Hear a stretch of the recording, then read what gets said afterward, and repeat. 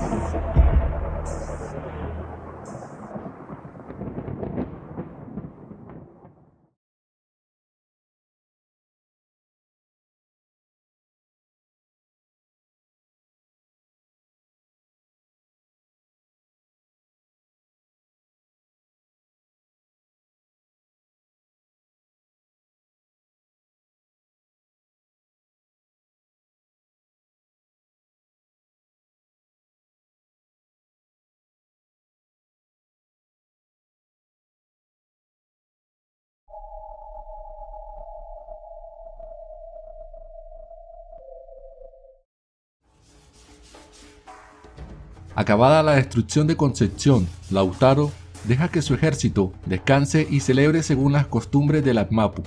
Manteniendo la cabeza siempre fría y concentrado en su objetivo, el caudillo mantiene una feroz defensa de las nuevas fronteras mapuches. Los meses siguientes, de abril hasta noviembre, no se ve ningún español en la zona, ahora dominada por los indígenas.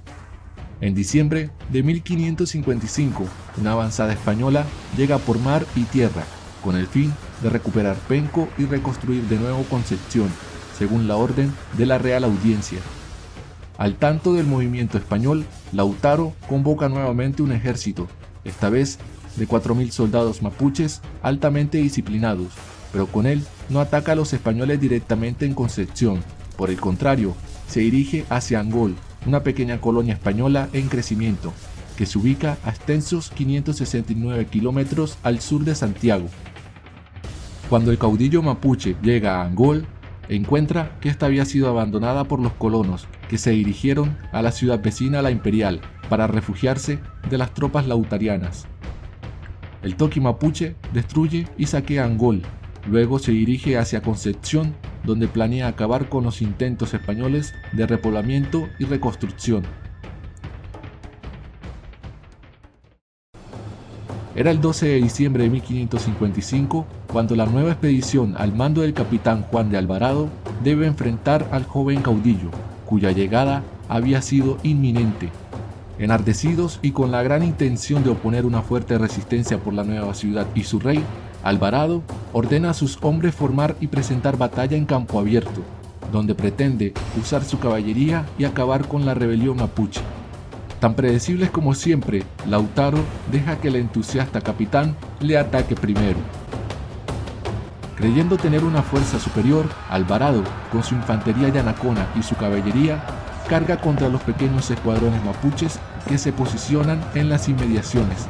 Mientras los españoles se enzarzaban en la encarnizada lucha, Lautaro deja caer sus verdaderas fuerzas y toma nuevamente por sorpresa a los españoles.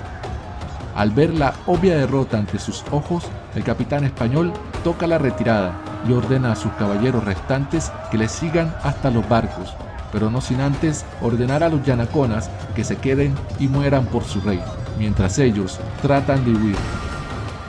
Una vez muerto el grueso de tropas yanaconas, los mapuches invaden la ciudad y nuevamente la destruyen. Algunos colonos logran huir hacia el norte, llegando incluso hasta Santiago, donde llegan contando historias de un feroz jefe mapuche que vendrá para destruirlos. Poco a poco, el líder mapuche ganaba la reputación de un hombre feroz e implacable con el enemigo.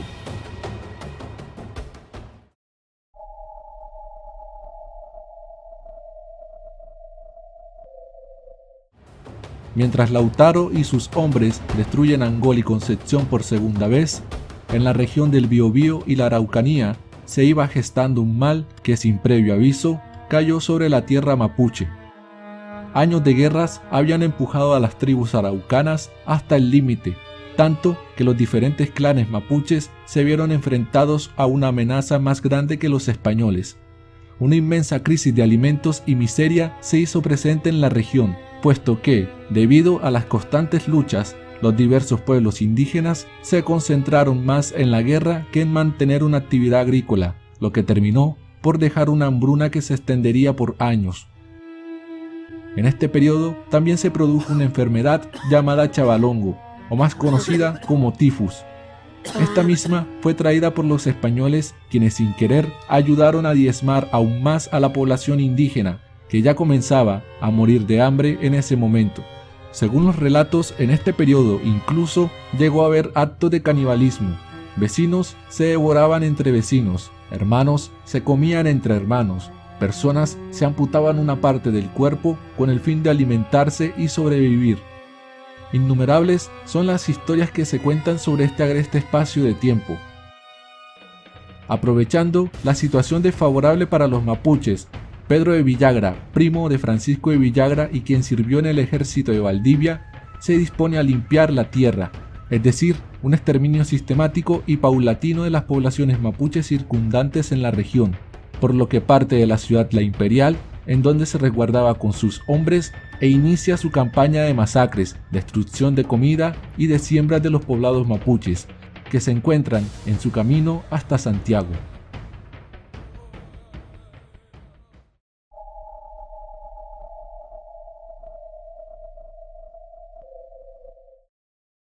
Después de un largo periodo de tiempo de inactividad, debido a la precaria situación, Lautaro es convocado a una reunión, donde es elegido una vez más para dirigir los ejércitos mapuches, ahora reducidos por el hambre y la enfermedad reinante.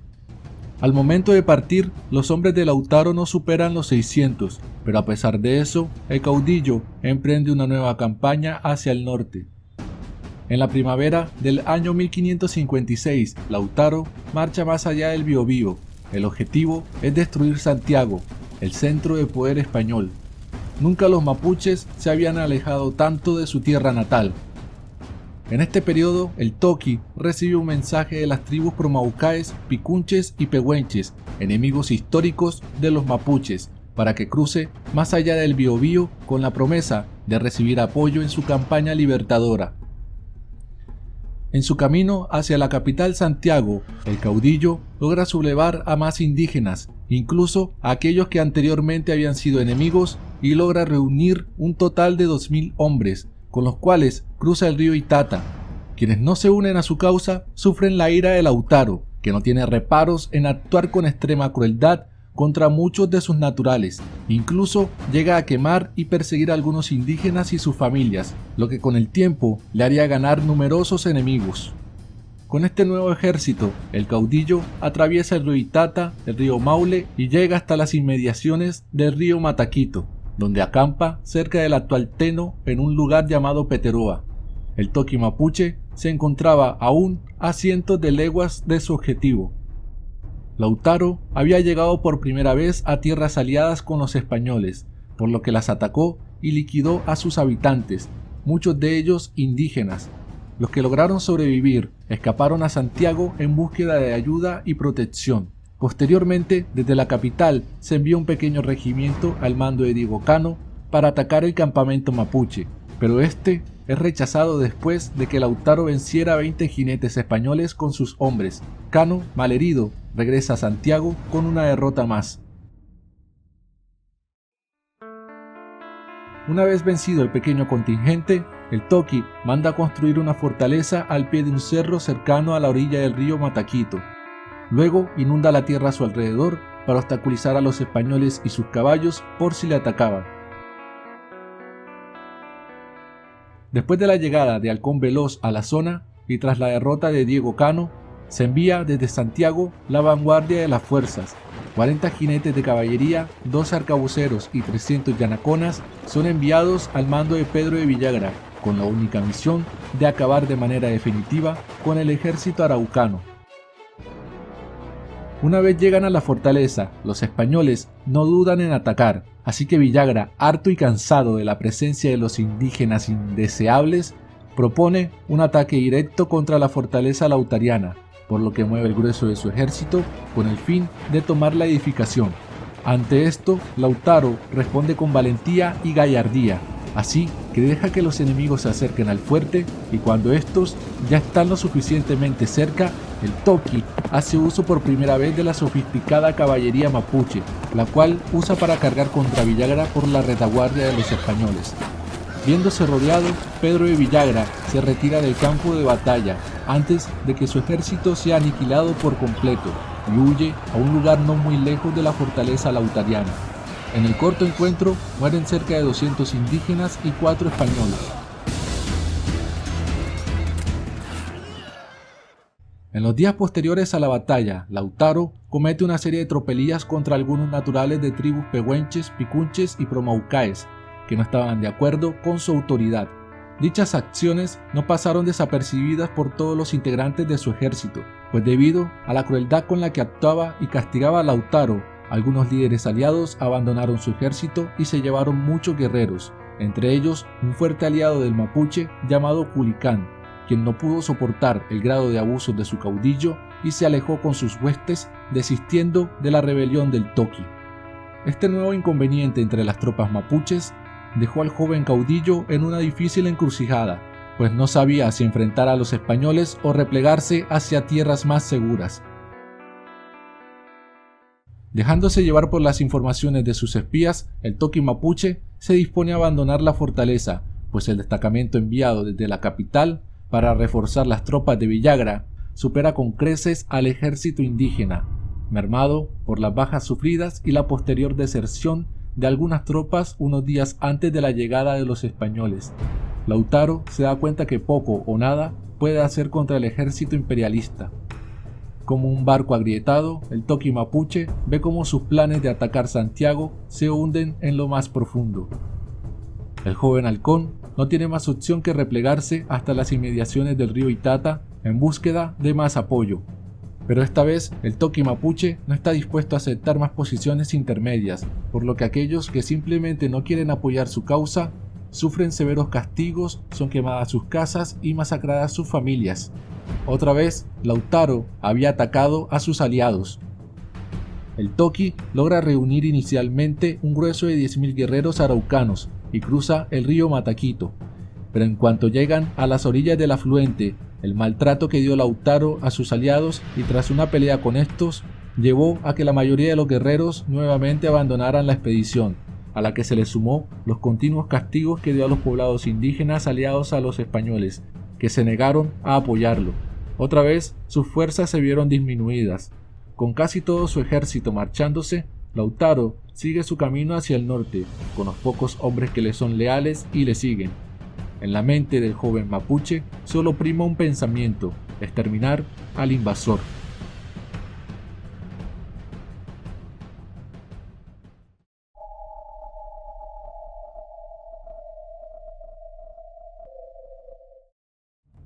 Una vez cruza el río Mataquito, Lautaro marcha hacia Lora, una región donde actualmente hay un pueblo habitado por cerca de 400 habitantes.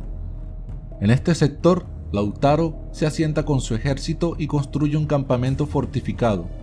Posteriormente, el Toki es informado por sus espías sobre un regimiento comandado por Francisco de Villagra que viene de Santiago para acabar con el azote de las tierras aliadas y restaurar el dominio español en la región del Biobío. Ante lo que parece ser una acción bélica acertada por parte de los españoles, para Lautaro era la oportunidad de atacar Santiago. Aprovechando la ventaja táctica que le otorgaba la desinformación en la que mantenía a los españoles respecto a su ubicación, el joven mapuche deja que Villagra siga su paso hacia el sur. Una vez evadido el contingente español, el joven halcón tenía prácticamente enfrente la oportunidad que tanto había esperado, pues al no haber un ejército protegiendo la ciudad, Santiago era blanco fácil. Sintiéndose victorioso, Lautaro y su ejército, como era costumbre, celebraban unos días antes de emprender el siguiente movimiento contra el enemigo. En ese momento, Villagra, ignorante de la situación en la que dejaba la capital, es informado por un joven picunche, enemigo de Lautaro, cuyo padre había sido quemado delante de él por el Toki. Le revela a Villagra la trampa en la que acaba de caer. Además, le cuenta también la ubicación exacta del campamento mapuche. Adicionalmente le revela que el Toki y sus hombres habían comenzado a celebrar y a embriagarse hace relativamente poco. Viendo una oportunidad para sorprender a Lautaro y sus huestes, Villagra envió un mensaje a uno de sus capitanes, llamado Juan Godínez, para que parta en dirección a la provincia de Gualermo, en una zona a 3 leguas del campamento de Lautaro. Una vez reunidos, Villagra y Godínez avanzan al anochecer. A pie y desmontados de sus caballos, los españoles inician la marcha, pues quieren ser los más sigilosos posible. El español avanza con sus tropas a la cima de las colinas de Caune, quedando por encima del campamento de Lautaro. Villagra espera en la cima y solo se dedica a observar la celebración mapuche. Espera pacientemente el momento para dejar caer sus escuadrones. Irónicamente, el peligro ahora los acecha a ellos. Los mapuches celebran, se embriagan y bailan. El bosque, que antes había sido un aliado importante de los mapuches, ahora juega a favor del enemigo, que se mantiene oculto y en silencio mientras escuchan las risas y arengas de los guerreros. Con el amanecer casi a sus espaldas, Villagra decide que es el momento. Era el 30 de abril de 1557, cuando cientos de yanaconas y soldados españoles salen de la parte alta de la montaña y atacan la retaguardia del campamento indígena. Estremecidos por lo que pensaban que era imposible, los mapuches se ven en una situación crítica.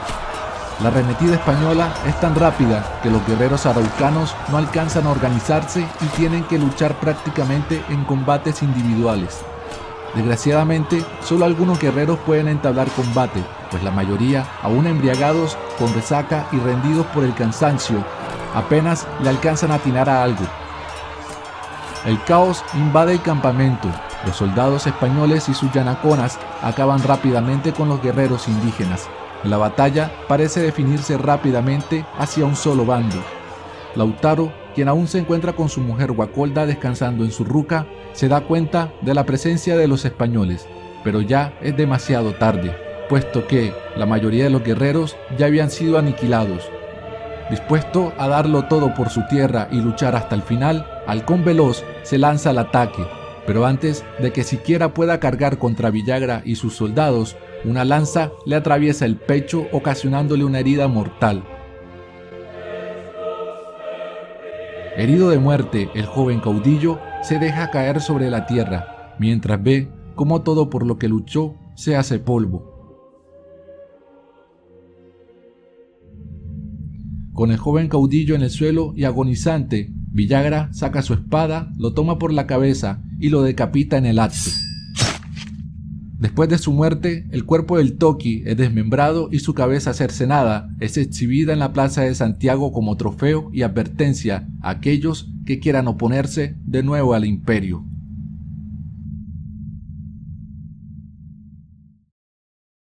Siento llegar la oscuridad, muero tranquilo, he luchado hasta el final, por mi hogar doy la vida, no puedo dar más.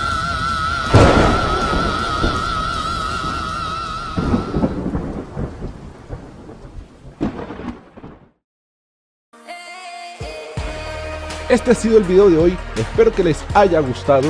No olvides suscribirte a mi canal y pasarte por mi página de Facebook, encontrarás el link aquí en la descripción. Yo soy su amigo el Tío Loquendo y nos vemos en un próximo video.